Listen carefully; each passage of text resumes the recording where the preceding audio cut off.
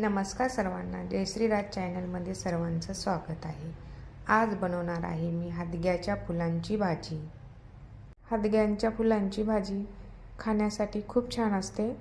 हे आपल्या शरीरामधले सूजन असू द्या किंवा मग डोळ्याचा प्रॉब्लेम असू द्या, भरपूर काही आयुर्वेदात लिहिलेलं आहे याच्याबद्दल। मला जेवढं माहिती आहे तेवढं सांगते।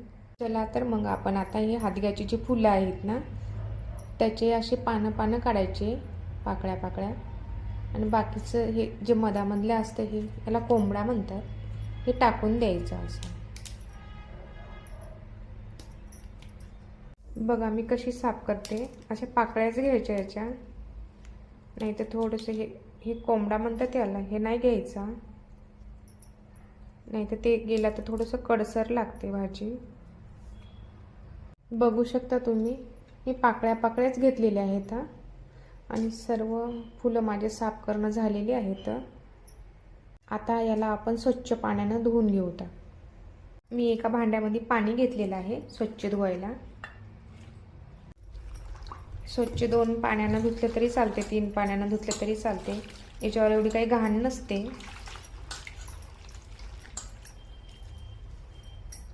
हदग्याची फुलं बघा धुवून स्वच्छ झालेली आहेत। आता हदग्याच्या फुलांची भाजी बनवण्यासाठी मी इथे एक कांदा घेतलेला आहे, 4-5 हिरव्या मिरच्या आणि लसूण। याला जास्त मसाले नसतात, साधी सिंपलच बनवावं लागते, तेव्हा टेस्टी लागते भाजी ही।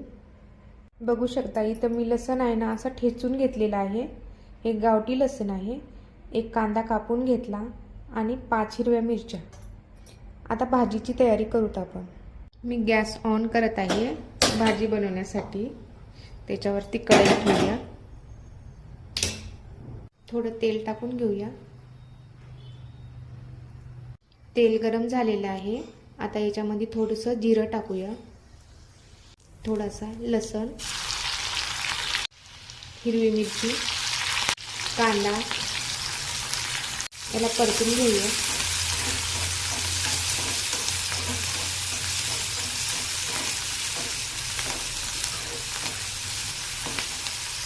थोडी हळद, थोडं मीठ, याला पण परतून घेऊया आपण।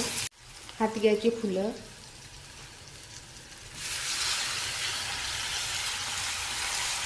आता याला आपण परतून घेऊया, चांगलं मस्तपैकी परतून घ्यायचं। छान भाजी खूप छान लागते अशी खायला, भाकरी सोबत, पोळी सोबत। 2 मिनिटं झाकण ठेवूया।